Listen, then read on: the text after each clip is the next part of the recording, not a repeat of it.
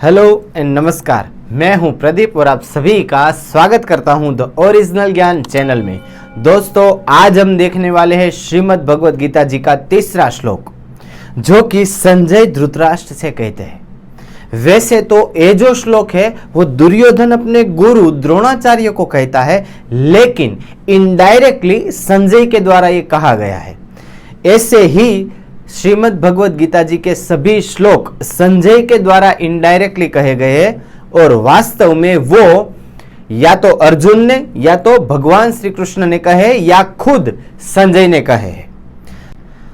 हम सब जानते हैं कि गीता जी संस्कृत में कही गई है और संस्कृत सबसे प्राचीन और सबसे समृद्ध भाषा है, देवों की भाषा है और उसके बोलने के कई सारे फायदे हैं। जैसे कि पहला फायदा तो ये हो गया कि कोई भी व्यक्ति संस्कृत जो बोलता है उसके बोलने में कॉन्फिडेंस होता है, उसमें कॉन्फिडेंस ऑटोमेटिक जनरेट होता है। तो ये पहला बेनिफिट हो गया। दूसरा बेनिफिट है कि कोई भी व्यक्ति संस्कृत जो बोलता है, हर रोज संस्कृत बोलता है, उसका माइंड बहुत एक्टिव होता है, यानी कि माइंड पावर को गेन करने के लिए संस्कृत बहुत ही अच्छी भाषा है।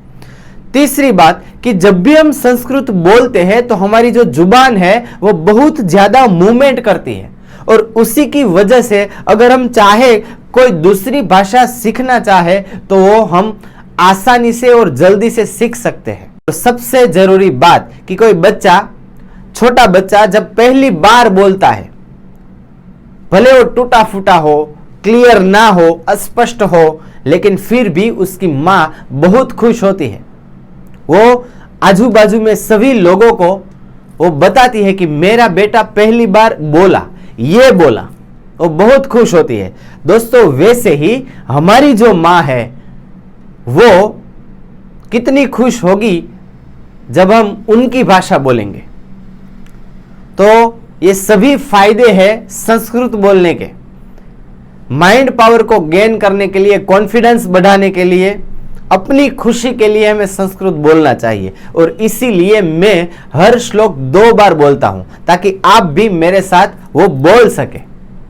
दोस्तों, अगला जो श्लोक है, तीसरा श्लोक, वो भी आप मेरे साथ दोहराइएगा।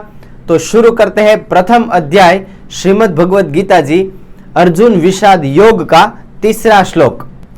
पश्यताम पांडुपुत्राणाम आचार्य महतिम चमुम व्यूढ़ां द्रुपदपुत्रेण तव शिष्येण धीमता। अर्थात यहां पर दुर्योधन अपने गुरु यानी द्रोणाचार्य को कहता है कि हे आचार्य, ये पांडवों की सेना देखो कि जिसको आपके बुद्धिमान शिष्य द्रुपद पुत्र ने अपने कौशल से व्यवस्थित किया है। यहां पर दुर्योधन अपने गुरु को कहता है कि देखिए गुरुजी, आपने क्या कर दिया। मतलब कि वो अपने गुरु की गलती को बताता है।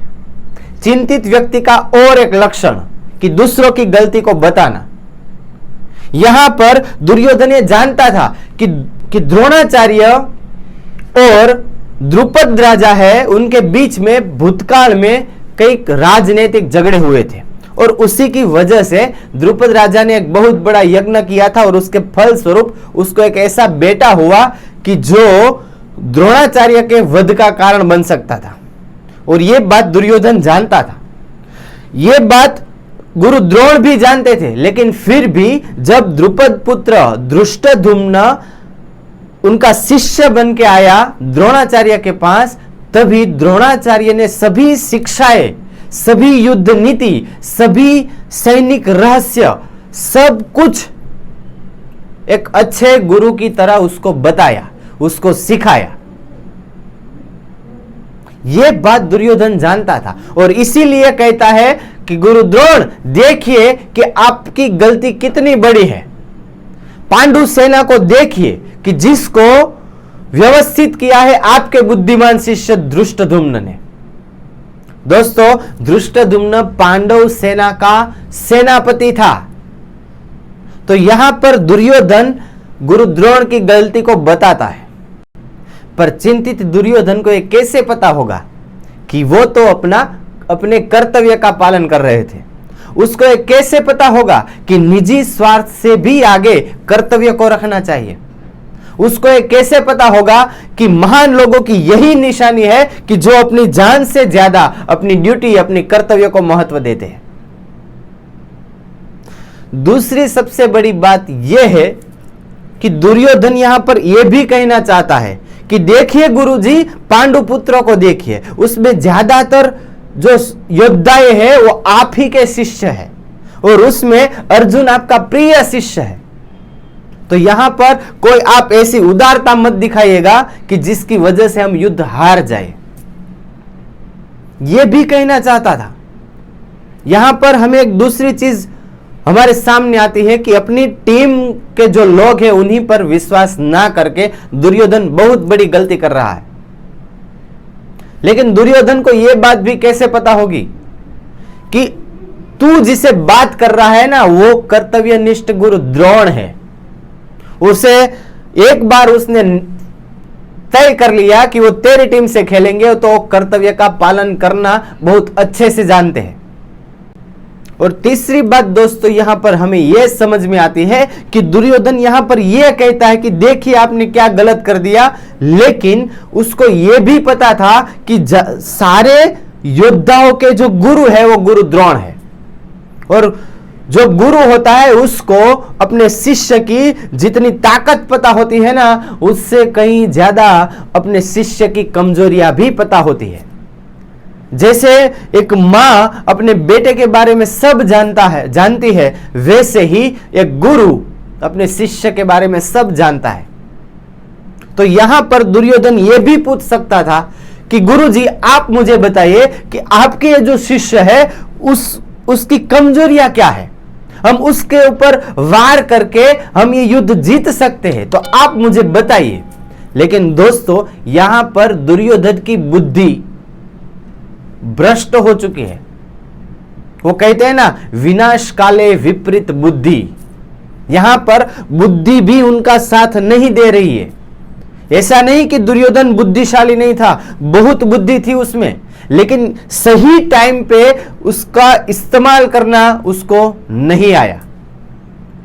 तो यह भी पूछ सकता था। तो दोस्तों ये तीन जो बातें हैं हमें इस श्लोक से समझने को मिलती है। सबसे पहली बात तो यह है दोस्तों कि दूसरों की गलती को बताए उससे ज्यादा अच्छा है कि उनमें जो अच्छी बात है उसको बढ़ावा दे।